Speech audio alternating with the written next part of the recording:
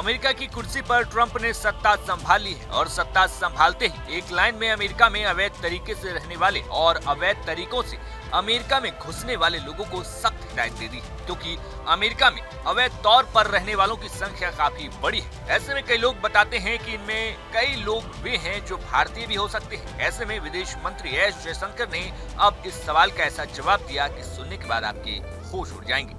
Trump की शपथ के समय भारतीय विदेश मंत्री एस जयशंकर अमेरिका में ही थे।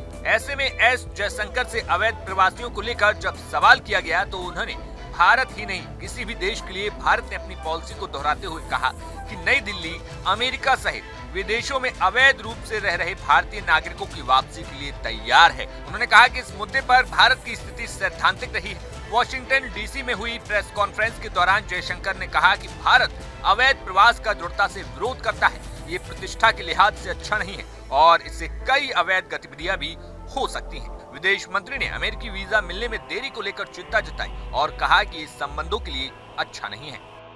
When something illegal happens, many other illegal activities get joined onto it, and it's not, this is not desirable. It's certainly not reputationally good.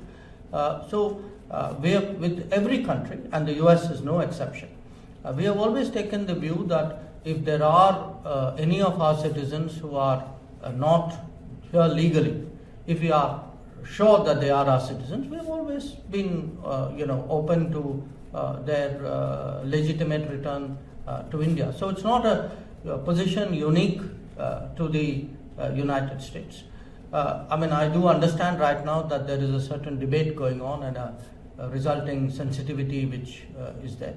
But we have been consistent, we have been very principled about it, and that remains our position, and I conveyed that very clearly to Secretary Rubio. At the same time, I also told him that, look, while we understand all of this, and I also accept that these are autonomous processes, it is in our mutual interest to facilitate legal and mutually beneficial mobility. So, as I said, if it takes 400 odd days waiting period to get a visa, I don't think the relationship is well served by this.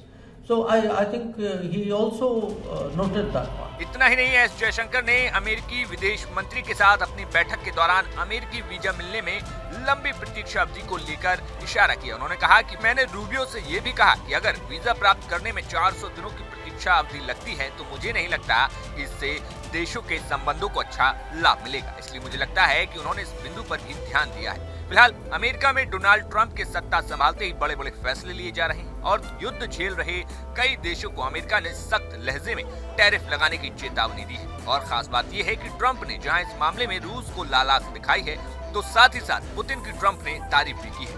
Bureau report, news nation.